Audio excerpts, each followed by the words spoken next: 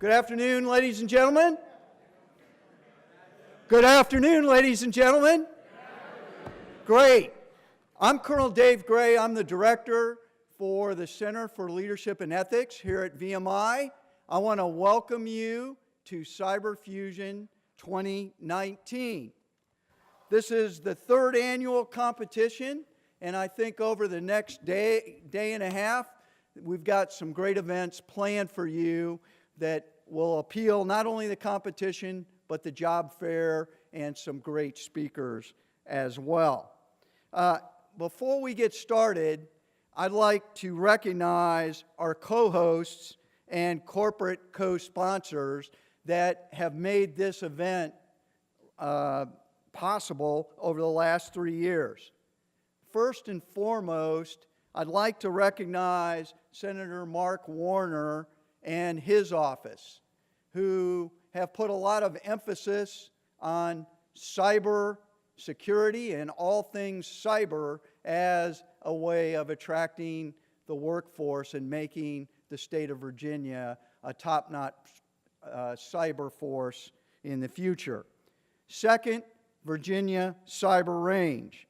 Both of these offices have been instrumental in helping us to organize this event.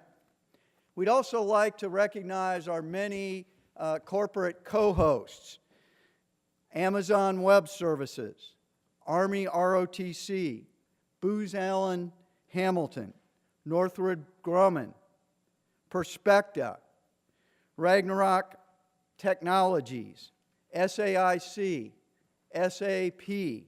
All of these co-hosts are contributing to this event and made it possible for us to invite you from around the state to participate. It's through their generosity that we're able to fund your travel and conduct this event. So please join me in a round of applause for our co-hosts and our sponsors.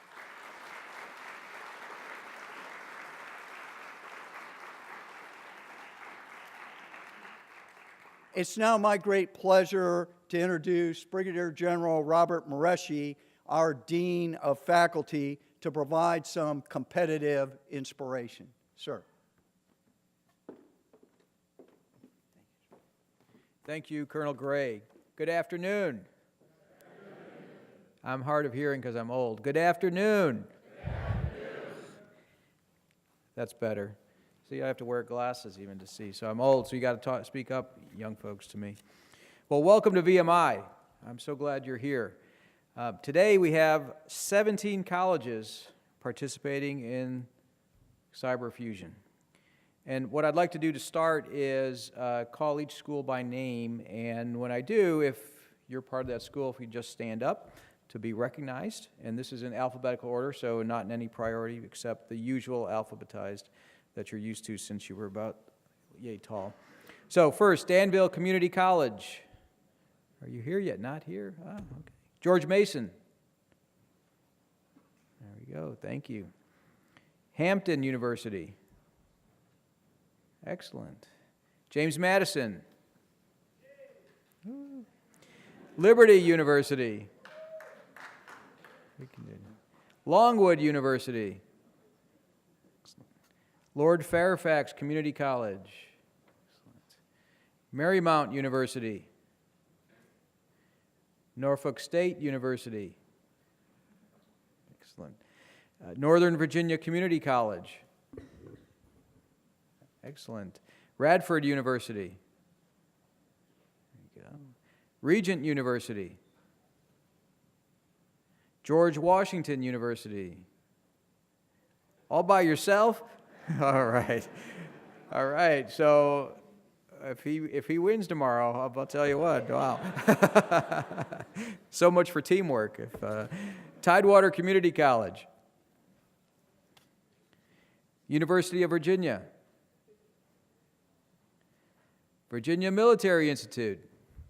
There are some in two contingents. All right, thanks, Jens. Virginia Tech. Excellent. All right, a round of applause for everybody.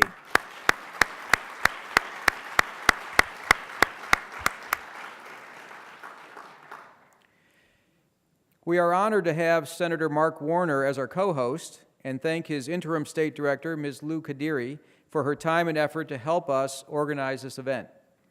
Our other co-host, the Virginia Cyber Range, and especially its director, Dr. David Raymond, has put together another challenging Capture the Flag competition that you students will be tackling tomorrow. And we will hear from Dr. Raymond later this afternoon. We have designed this event with you, the students, in mind. You will be our future cybersecurity workforce. As you well know, cybersecurity is a growing industry, whether in the military, business, public, or private sectors. As events of the past several years have shown, protecting our country's cyber environment has strategic, operational, and tactical implications. Your evolving expertise and knowledge of cyber-related issues, not just the technical, but also the political, economic, and military issues, will help protect our country today and long into the future. So you are really doing important work. And over the next 2 days, we encourage you to expand your cyber world horizons, network with your peers, and take advantage of the vast knowledge represented by our corporate co-hosts, who you will get to know better during the job fair and the dinner tonight. We hope you will make important contacts that will lead to future internships and jobs. Senator Warner could not be here today, but he did want to speak with you nonetheless. Ms. Lou Kadiri, his interim state director, is here to say a few words and introduce a message from Senator Warner. Let's give a warm welcome to Ms. Kadiri.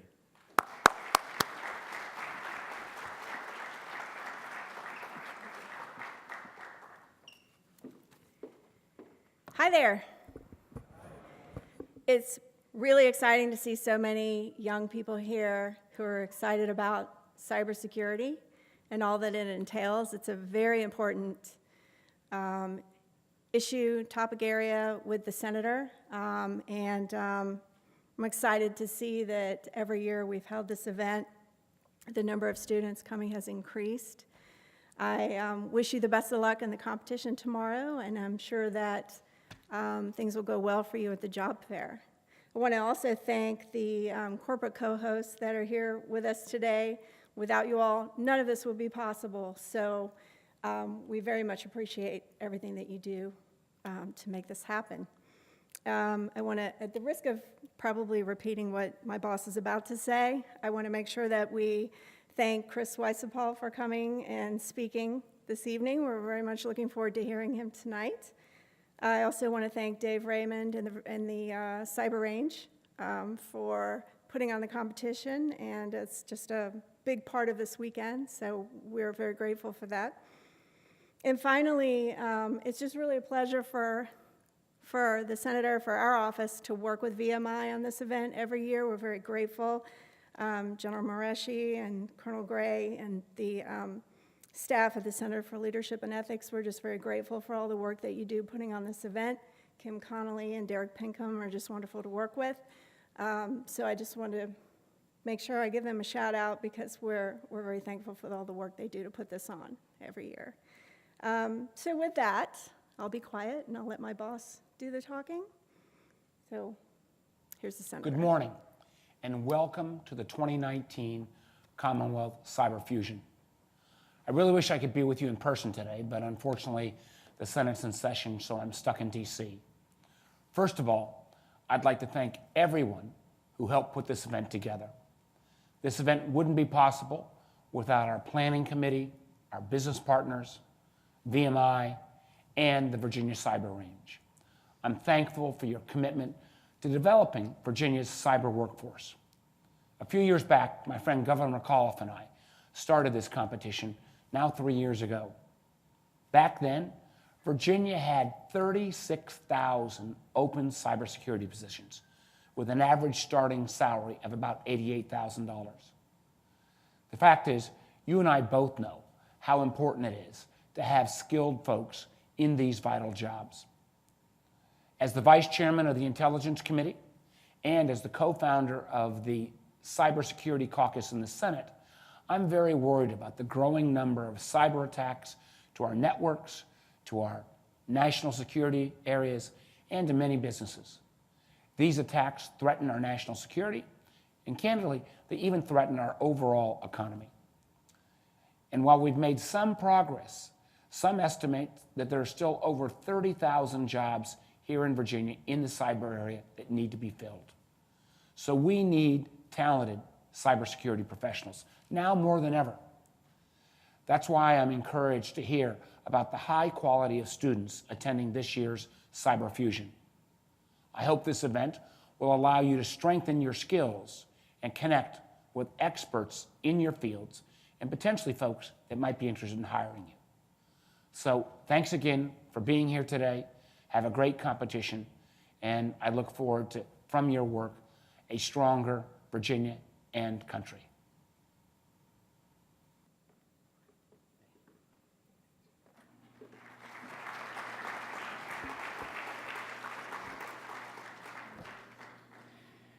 Well, I want to thank Lou for your remarks and the Senator's remarks to get us started today. Our first event is a panel that should be of great interest to you. The Senator mentioned that there are 36,000 open jobs in the cyber security related field. And so the first panel is going to give you some advice on how to fill one of those positions. So our first panel's title is called Hiring Advice for College Students, and it's going to be by those who really know, some of our experts from our corporate co-hosts on the panel. So here to introduce and moderate our first session is Lieutenant Colonel Ahmed Sheikh, VMI's Director of Career Services. Please welcome Lieutenant Colonel Sheikh.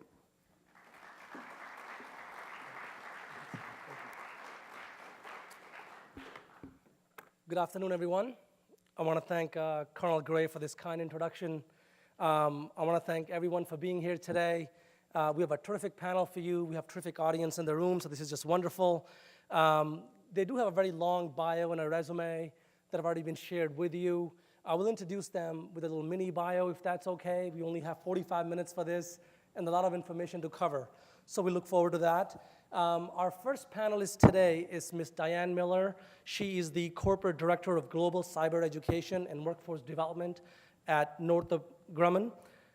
She engages with numerous federal, state, and local boards, academic institutions, nonprofit, public, private sector partnership to advance global cyber education and workforce initiatives. Please join me welcoming Ms. Diane Miller.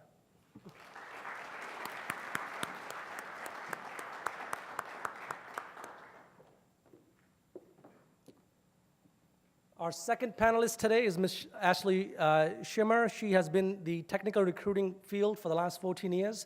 She has been at the Amazon Web-based services since December 2014, and she is currently managing the AWS security recruiting team, who is responsible for partnering with AWS security business to fill their jobs.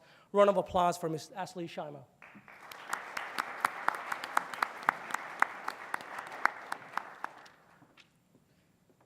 Last but not least, Mr. Ted Wagner. He's the VMI alumnus of Class of '88, the VP of Chief Information Security Officer at SAP National Security Services. He supported the Army CERT for 9 years as a project manager for Northrop Grumman. He was responsible for the incident response, forensic malware analysis support to Army Cyber Command and First IO Command. Warm welcome for Mr. Ted Wagner.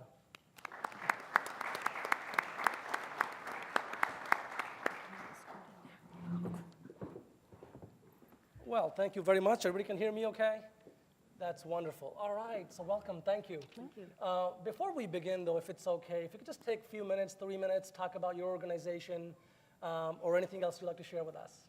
All right, thank you. Good afternoon, everyone. You guys are getting really good at that. You're warming up. Thank you, Colonel Gray, and it's great to be back at Virginia Military Institute representing Northrop Grumman.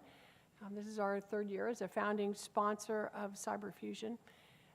I think this is just such a wonderful way to recognize the administrators and faculty and you students who have worked so hard to achieve your NSA DHS certificate in academic excellence. That's quite an achievement and, certainly got you to this place. Northrop Grumman is a global leader in security. We're about a $26 billion a year corporation with about 85,000 employees. And the majority of our employees are engineers and scientists and mathematicians and technologists. And so it's really important for us to participate in activities like this so that we can help continue building up the workforce in those science, technology, engineering, and math, the STEM disciplines.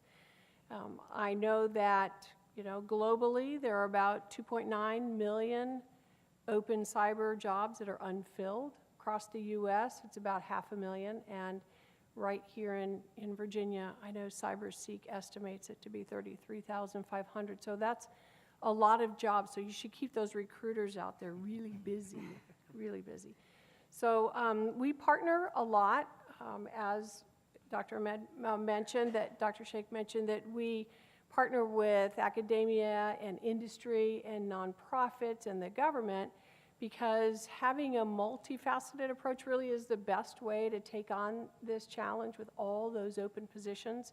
So we were happy to collaborate, for example, with George Mason University and help develop the nation's first and still only Bachelor of Science in Cyber Engineering degree program. And we just granted last week $1 million to the advanced program, which is a collaboration between Northern Virginia Community College and George Mason in computer science and some of those other high demand majors. So we're out there, participating in the community, hoping that we can inform others about the critical need to develop the talent and then keep you all employed right here in the Commonwealth. Thank you. That's great. Thank you. Ashley. Hi, I'm from Amazon Web Services. We are also super excited to be here. I've already had the opportunity to meet a few of you, some faces I see right here in the front row, which is awesome. But from an AWS perspective, many of you guys, I'm sure, have heard of Amazon, know of Amazon, shop on Amazon frequently. AWS in the cloud is a different side of Amazon, but all of our cloud-based services, and myself particularly own all of the recruiting globally for all of what we call Amazon Web Services security. So I know a lot of the folks, if not everybody in the room, has a vested interest in security and being safe and keeping our data safe, which is amazing. And so for us, as our population and security continues to grow, and as the services and things that we offer consumer and government clients continues to grow, there's different things that we need to do to keep our data, your data, and the government's data all safe. And so that happens to all come through AWS security. And if you were to sit in the room with some of the leaders in security, the first thing they would tell you is that we secure the internet, like the whole internet, which I always find super interesting. But we are a small team that's responsible for thousands, millions, billions of data and customer data, and our team is continuing to grow. And I think for me, the most important thing as I watch my business grow, from a business that started at roughly 340 folks when I started, now we have to hire 340 people this year, which is pretty amazing in 4 years to see that amount of growth, that the growth starts with all the folks in the room. And the more ability that we have to get young folks interested in security and coding and developing and understanding the mission of keeping everybody safe and secure, the more exciting it's going to be to hire you guys and continue to grow that organization as AWS and security gets bigger and bigger. Ted, thank you. You're welcome. Good afternoon. So I would say SAP is the third largest software company. Some of you may not know that. 77% of the world's transactions touch SAP software. Think about that. 77% of the world's transactions touch SAP software. So we have a huge impact. The software that we produce transacts the finance systems, the HR systems, the logistics systems, not only for commercial entities, but in the area that I work in for national security. So the next war that's fought will likely be the logistics for that war will be fought using SAP software. And that's a huge challenge, and that data is very sensitive. And that's where the problem lies. There are many threats in this world that are anxious to gain access to that data. And you can look at any newspaper on any given day and hear about a data breach. Just this last week, I was talking to Brad Mariano, who used to be the CISO for Target, the CISO after the Target breach. And we had a great discussion about what it was like to repair the damage of that data breach. And the expense, think about this for a moment, the expense, when Target thinks about how much they spent, it approaches $1 billion for one data breach. So we need you. We need you to hone your skills, get better, and join the ride, because it's a great ride. I've been doing this for 20 years. Every day is a new adventure. And for those who haven't talked to me, I'm the person that hires you. I'm the one that makes the decision. See, so I encourage you to stop by, talk to me, And be nice. and I will tell you what I look for: passion, energy, a willingness to learn. You don't know enough yet. I don't know enough, and no one by themselves knows enough. It's collectively we get the job done. We have to work together.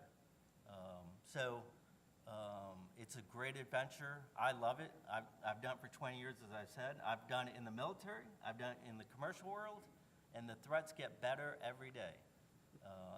And I'm anxious to roll up my sleeves. I want to bring a few of you back home and get after the job. So let's do it. That's a great segue. Thank you. As I look across this room, I notice young faces, and they'll be in the workforce for the next 40 years or more. Talk a little bit about why should young people consider this industry as a choice for their career, and what does the future look like for someone who's just trying to get their foot in the door in this industry? Diane, if you want to. I would get into this job because it's fun. I mean, okay, I've been doing this longer than 20 years. I've been doing it for 100 years. So, but you know, there are no 2 days that are the same. And when you think about a career in cyber, you could go into forensics or operations or architectures or secure code development, or, you know, I mean, the opportunities are endless. And you don't have to come at it from a degree in computer science. I mean, traditionally, you'd think of computer science or information technology or information systems or information assurance, but think about other areas like behavioral sciences that help you with challenges like insider threat. So there's a lot of different ways that people can come into this profession, and then once you're in it, it's a great way to do what you're really good at. So if you're a detail-oriented person, or you're a strategic thinker, or you like step-by-step instructions, or you like to think more abstractly, there's something for you in the cyber profession. So I just think it's a great profession. I've been in it a long time, always in the intelligence community, and then into corporate information security, in lots of different areas. There's a lot to learn, but there's a lot to experience. I think to echo some of what Diane said is it is an opportunity where every personality, every passion has that opportunity to grow and flourish in what you're interested in. I think specifically as cyber grows, there's lots of opportunity to touch a multitude of businesses. You can touch commercial, you can touch government, you can touch them all together, which is really cool. I think a lot of the times you only had an opportunity to maybe be in one lane. And now as cyber continues to grow and security to be something bigger and more important, you have opportunities to see lots of things. You have lots of opportunities to grow things and build things.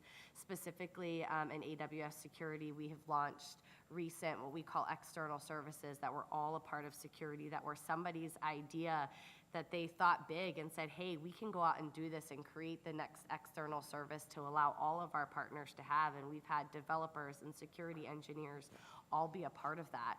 And what's cool is it started off as a commercial tool and has now grown, and the government says, hey, we love that tool, we want to use it. And so now that same set of crew gets the opportunity to develop something with a little bit more security for the government aspect of things. So the ability to touch and grow on different things that are truly like mission critical to your life every day, whether it's you watch Netflix or you you use online banking. All of that stuff has security aspects to it. So everything that we do in a day-to-day is affected by cyber. We're on the internet all the time. So the opportunity to think that you guys had an impact on that, and I think just the impact on the greater world and the greater things that even the next generation past you guys will see, to know that you're a part of that mission and impact is a really cool opportunity. Want to add something to it? What I would say is, my academic career was in economics. And how did an economics major show up in my role? One, I learned economics, it pays better. Two, back then there was no cyber programs. There was no cyber fusion conferences and competitions. I'm self-grown, I'm self-taught. I went to classes, I took Microsoft, Cisco classes, I've got certifications, I took it on my own. I was with organizations that paid for my tuition, paid for Northrop Grumman, paid for some of these classes. The Army paid for many of my classes, and they got their monies back when I deployed in 2005 to monitor the network in Southwest Asia. But there's great opportunity, as Diane was mentioning. There's not all the tasks are the same. I hired an Intel analyst this last year. She was working for Facebook the year before, looking for Russians in Facebook. So think about how interesting that could be. So there's a huge diversity of tasks to be done, and we need a diverse workforce to do that work. And what's interesting to me is the difference that I've seen in doing cyber for 20 years, how it will change going forward. The explosion of data. We have so much more data now to analyze, and tools that help us analyze it. And as we bring in artificial intelligence, I can only imagine what we can do in the future. And the future is very near. Great, thank you. As employers, how do you separate one student from another, right? You go to a career fair, you meet them at your table, you've got 50 of them lined up with their resumes, but you're going to pick maybe one or two or three. What do you look for, and how do you find it? That's a great question. So now you all know what I'm going to be looking for out there. I think for us, if you think about Northrop Grumman, we build satellites and aircraft and things undersea and cyberspace. And mission critical for us are products and services that protect our national security and that of our allies. So mission critical is pretty critical. So we look for what I would say is the three-legged stool. So first and foremost is a strong technical foundation in the STEM disciplines that's going to give you things like problem-solving capabilities and critical thinking and analytical skills, decision-making, those kinds of hardcore skills that you get in your STEM-based classes. Second leg of the stool, I would say, are those professional skills. And these are going to be the ones you'll be putting out on display today and tomorrow. And it will be things like leadership, collaboration, your ability to engage with other people and communicate. All of those kinds of professional skills, some people call them soft skills, those are what round you out and make you a good member of our Northrop Grumman team. And the third leg of the stool that I think a lot of people don't think about is your behavioral characteristics. It's absolutely critical based on our mission that we find people with high integrity and ethics and strong intellectual curiosity, that desire to continue learning and improving. So I think when we find individuals that are good three-legged stools, and then we put all those three-legged stools together and we have a diverse, qualified workforce, we get the best solutions to very complex cyber challenges. And And I think that's really what it's about, is pulling diversity of thought and experience and education all together. And that makes the best team. So I think next time I'm going to go first so that I can say all the good stuff and I don't feel like I'm going to repeat it. But you know, we look for a lot of the same things. I think, unfortunately, for some of you who've already talked to me and you're going to hear the same thing over again, so I apologize for that. But a lot of it is, obviously, you guys are going to be new graduates or new interns and you're not going to have that professional experience. So it's what have you done? Have you gotten that foundation in computer science? Have you gotten that foundation in object-oriented programming or network design or security or information assurance? And then how can you relay that sort of textbook information to some of those technical questions that you are going to answer, right? If we were to interview you, we would ask you some of those basic fundamentals and how were you able to absorb some of those fundamentals. I think the bigger part for us at AWS is really understanding, like, so outside of what you learned at school, how could you make it bigger? How would you think bigger about a problem like that if you didn't have the ability to answer it with the textbook question? What would you do if I gave you that opportunity to say, hey, I know that this is the textbook answer, but if you could go off book, what would you do? And kind of understand and see where your brain would go. How big would you think? Like, would you think on a small scale, or would you think on this huge worldly scale of something that you could change or invent and simplify or truly own as you kind of grew in your career? One of the biggest things that we say when we're interviewing entry-level folks is, what is their upside growth potential? Like, ideally, you're coming in here with the skills that we can build upon, but where are we seeing in our Amazon leadership principles that you're truly going to grow and skyrocket as you learn and be curious at Amazon? Everything in the cloud is kind of at your fingertips. You have lots of great minds and folks that are near and far from you when you're working in an organization. So how do you utilize those people to grow and just really seeing, like, where does your mind take you when you have that opportunity to really think big? One of the things I look for is elements of your personality. Are you a self-starter? Do you have intellectual curiosity? Are you running exploits in your basement? Do you have some VMs? Have you downloaded Security Onion? Do you listen to the podcast Cyberwire? What are you doing on your own time to enhance your skills? Those are the people that jump to the front of the line for the jobs I offer. Absolutely, we expect you to do well in your classes, learn the basics of operating system architecture and network protocols. But how do you, I have nation-state actors targeting my systems. I need the very best to defend our environments. And we're using the very latest technology. We're using all the hyperscalers, Amazon, Microsoft, and Google. No one knows it all, but you have to know enough to get to that next level. And so the challenge is, beyond just doing well in classes, getting the basics done, I expect integrity. That's non-negotiable. In the cyber federal market, there's a community. We all know each other. When I worked on the Northrop Grumman program, one of my peers is now monitoring the White House network for security. I met with the old CISO from Northrop a couple days ago. He works for SAP now. We all go in the same circles, and so you don't ever want to burn that bridge. And the fastest way to burn a bridge is through being less than ethically and using your perfect integrity.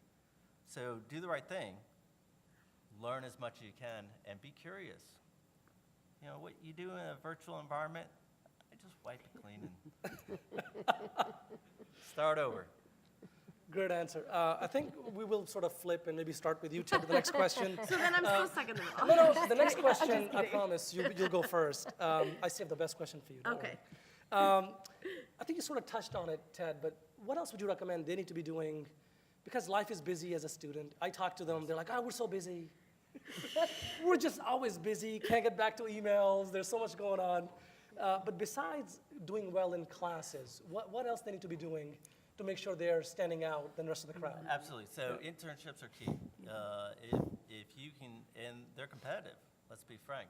It's hard to get an internship. I have kids, and I tell them I bang the drum, get an internship. It'll make you stand out from your peers, and especially when you get started, because you already have a working knowledge of how the corporate environment operates. That's different from the academic environment. So those are, show some passion.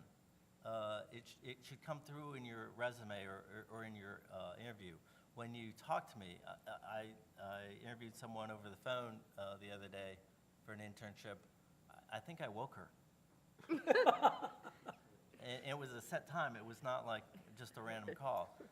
So be engaging. We expect that you have much to learn. We want to see the energy. Those are some things that I would look for. That's great. Thank you. Yeah, I'll piggyback off some of the energy piece and the passion. Everybody kind of has their own passion, right? And hopefully you find one in your schooling that you can really hone on. I don't think that there is a reason to go into a program or something that you're not passionate about, because it's going to be hard to learn and continue to grow there. So for me, I think as you guys continue to grow in your careers, find that one spot that's super passionate for you, hone those skills, build them in your basement, do all of that stuff that makes it fun and exciting, because when you can talk about it, the passion will just naturally come through. I have a passion for recruiting and finding people jobs, so for me it just naturally pours out because that's what I love to do.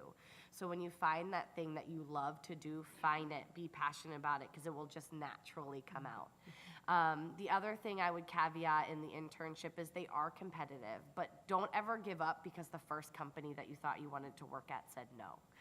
Keep trying, keep applying. There's a lot of amazing companies out there. So just because that first one said, oh, hey, we're not hiring anymore, doesn't mean like, oh my gosh, I'm not going to get an internship. I will say I had an internship at AOL, 15 years ago, and I didn't even know what an internship was, and candidly, I didn't even know what talent acquisition was. I had no idea what that meant. And I found that I had this passion for talking to people and finding them jobs at a really cool place, because at that time, America Online was still on CDs online, and it was really cool. But I think just pursuing that opportunity to make yourself stand out in that passion area, because if you end up doing something you're not passionate about, it's just not fun, and then it kind of it exudes through you that you're not loving it. So find that thing that you love and don't give up on it. Yeah, I would agree that the internships are really important, and that's a great place to learn not only if you like the company or the organization, but if you like the work. I mean, it's good to find out early that you don't like cyber. The other thing is, if your schools have a collegiate cyber defense competition team, participate in that. That will give you an environment for teamwork and collaboration and maybe leadership outside the classroom, but you are practicing the skills that you're learning about in the classroom. So something like that is a great opportunity as well. But also other clubs. There may be other things you're really interested in. I don't know, maybe a flower arranging club or something to get that creativity out. But the key is be passionate about it. And if you're going to do lots of other things, be a leader. Because when we look at your extracurricular activities, we're looking for well-rounded students, that you're not just really deep and really smart in one area. We don't hire for skills. We can teach you skills. If we want you to know C programming, we'll teach you that when we hire you. What we're looking for is people who know how to learn so that you can continuously grow and develop yourself. So, any kind of extracurricular activities that you participate in, and especially leadership positions in those clubs or activities, would be a great thing to do. Right, thank you. Ashley, Perfect. you've been a technical recruiter now for 14 years. Talk about some no-nos that you have seen from applicants. Any fun stories that you've got that you're like, oh, don't ever do that. We talked about what they should be doing, but what they ought not to be doing. If you have, yeah. What not to wear? Yeah, it's That's actually great, because we were just talking about a few of those before today started. So from the get-go, I would say it starts with, obviously, with your resume, right? Something has to jump out at that for the recruiter to say, hey, I'm gonna call you, or I'm gonna pick up the phone. So definitely call out like your degrees in the beginning. If you have certifications that you're really proud of, call those out. And for you guys right now who don't have a ton of professional experience, to Diane's point, like call out where your leadership opportunities were.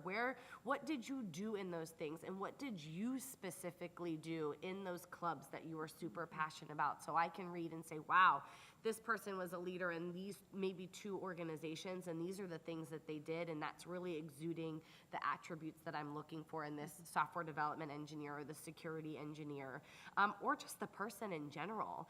But I think it's gonna give us that opportunity to see right there from the first thing, like what's jumping out at us that I know I'm gonna call you.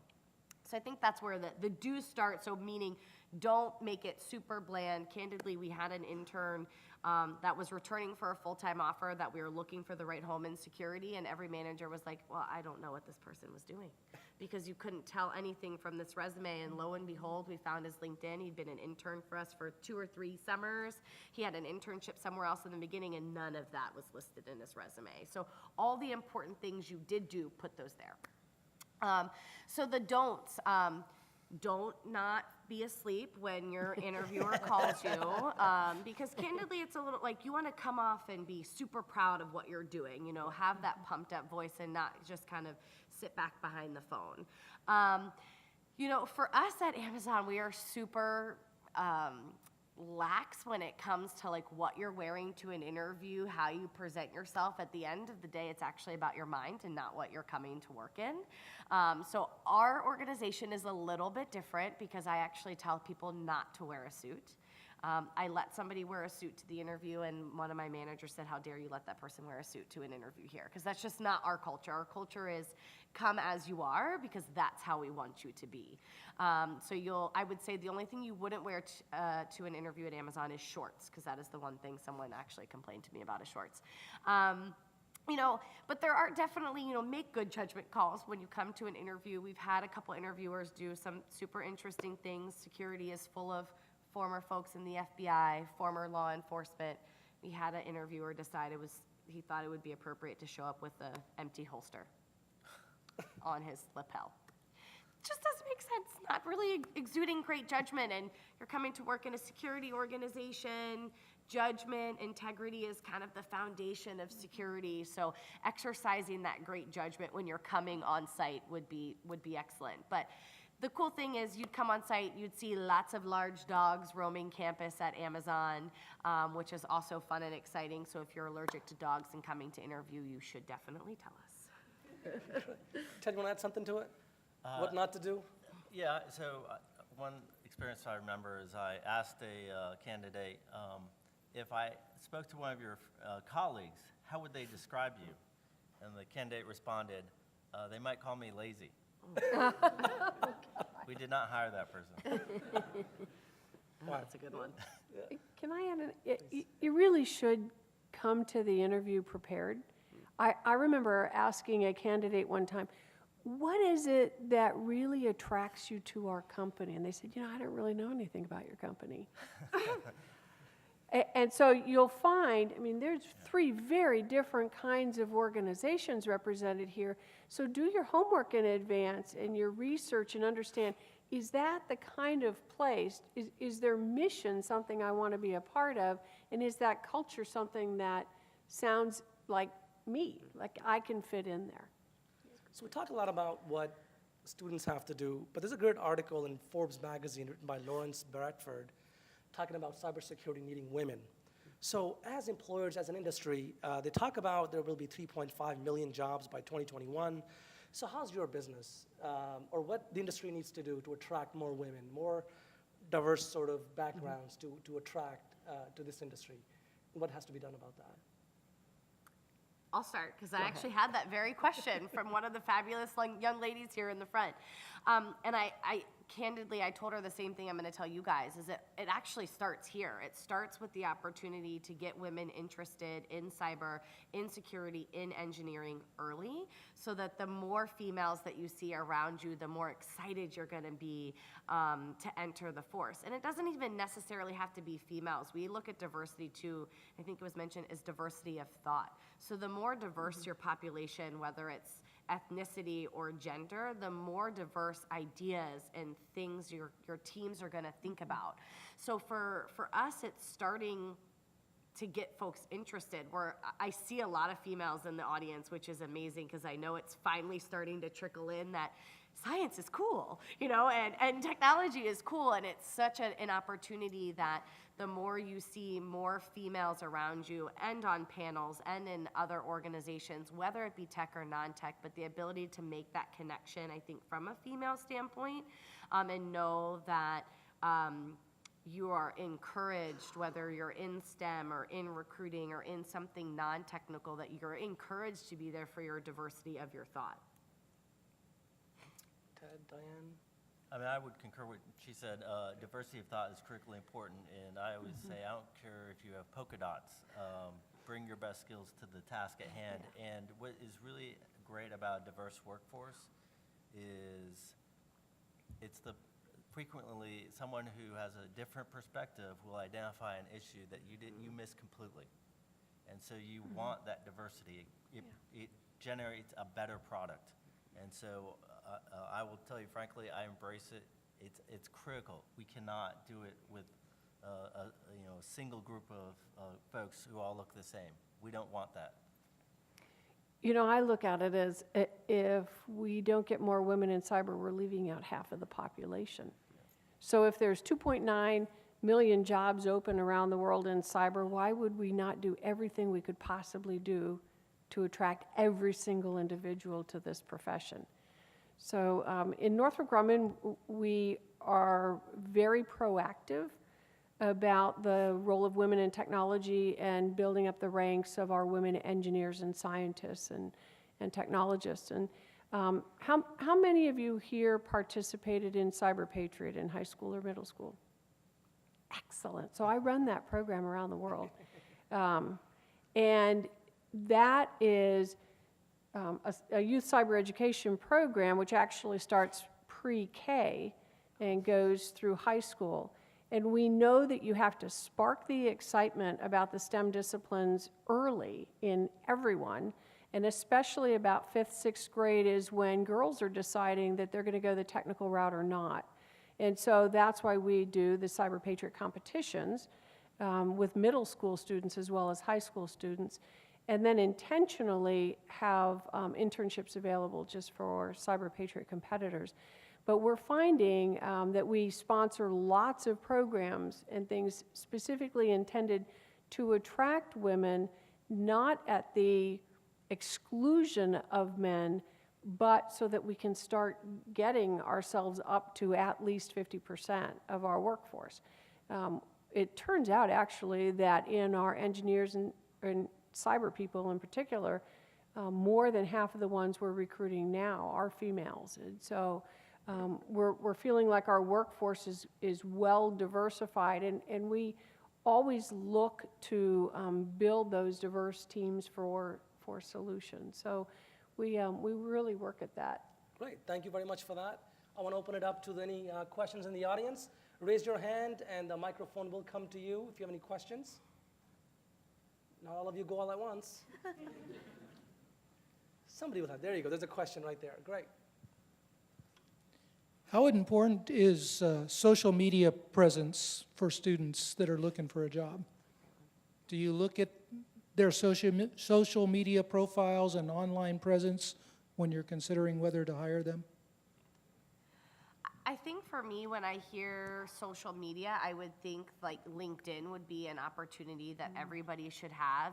Grow your LinkedIn account, grow your connections, make sure that you show, just like a resume, everything that you've done. But the majority from a recruiting standpoint, a lot of our recruiting happens on LinkedIn. So we passively are able to search for those candidates and folks that have the skills that we have.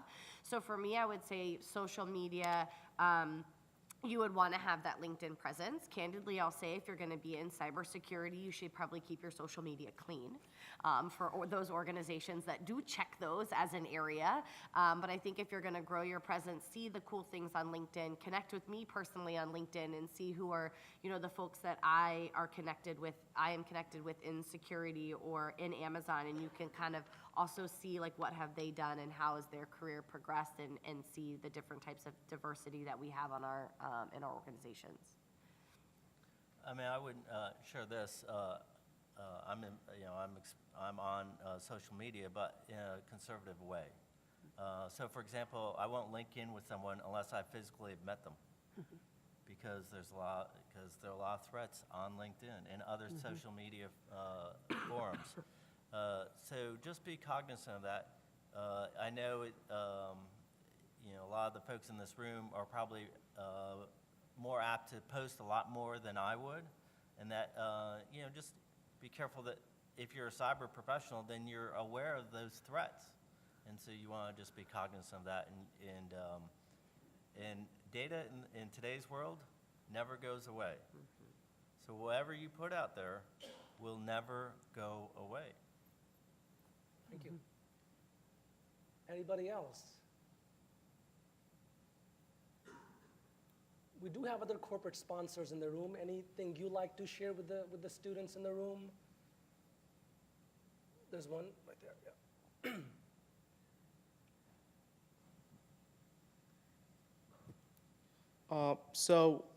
As students graduating right after getting our bachelor's degrees and whatnot, whether it's associate degree or bachelor's degrees, and going to the workforce looking for jobs, something that I noticed when I was looking for a lot of jobs is that a lot of applications will often require 3 years of experience, 4 years of experience, come with this many years of experience.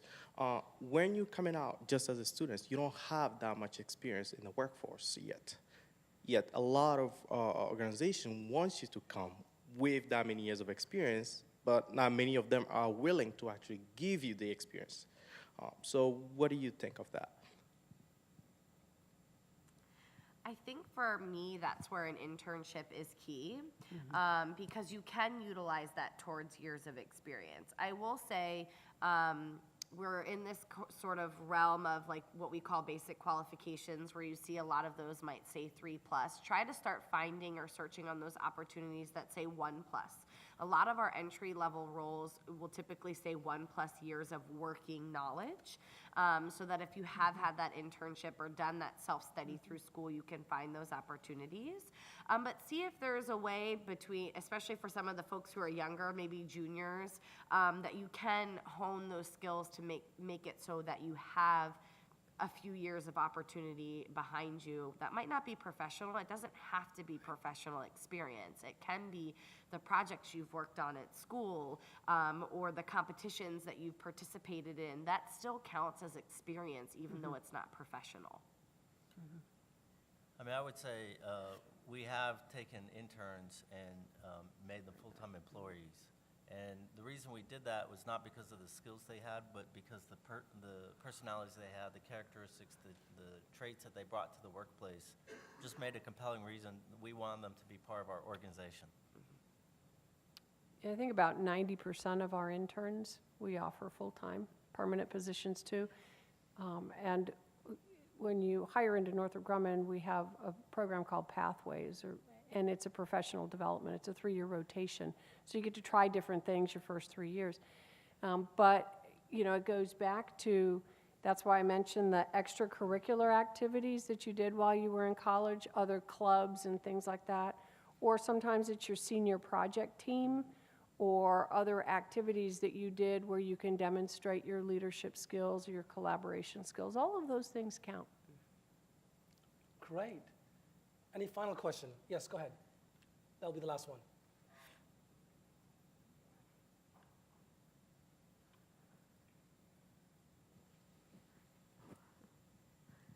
So earlier I heard you talk about how important it is for your applicants to be passionate about what they do. However, I also hear from a lot of professionals who are working currently or people online that they're not necessarily passionate about what they do.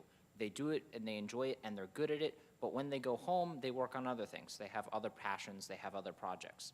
How important is it to sort of have side projects that show that you're passionate versus being good at your job and being passionate in that way?